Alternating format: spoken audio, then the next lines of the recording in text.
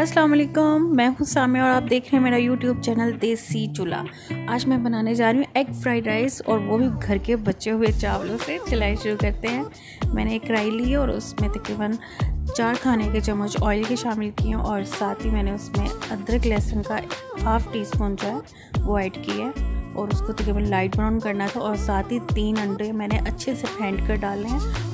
तेज़ आंच पे जल्दी से मैं अंडों को मिक्स कर लूँगी ताकि वो नीचे लगे नहीं। और साथ ही उसमें एक छोटा बंद गोभी का फूल है ब्रिक ब्रिक बिल्कुल वो ऐड करूँगी। और साथ ही 1 अदद शिमला है और साथ ही 1 अदद गाजर है जो मैंने अच्छी सी ग्रेट कर ली थी और वो उसमें ऐड करूँगी। और इन सबको मैं अच्छे से मिक्स कर लूँगी। 5 मिनट तक मैंने इसको तेज़ आंच पे अच्छे से मिक्स कर लिया। और साथ ही इसमें 1 टीस्पून इसमें चिकन पाउडर ऐड करूँगी।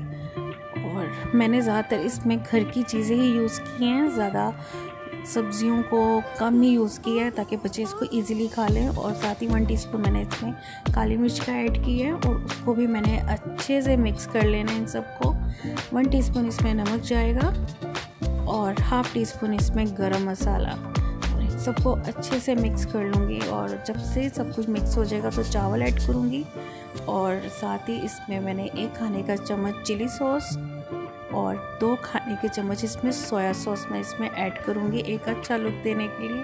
और साथ ही इसमें मैं दोबारा से हाफ़ टी स्पून तकरीबन मैं इसमें काली मिर्च ऐड कर दूँगी। वो पहले मसाले में ऐड की थी, अब मैं इसमें ऐड करूँगी चावलों में। और साथ ही इसको अच्छे से मिक्स कर लूँगी।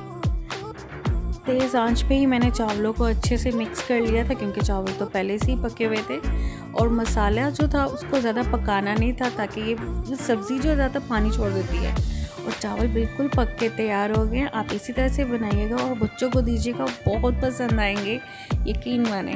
मेरे चैनल को लाइक और सब्सक्राइब ज़रूर कीजिएगा। बेल आइकन बटन है उसको भी ज़रूर दबाइएगा ताकि आपको मेरी वीडियो मिलती रहे। अल्लाह हाफिज़।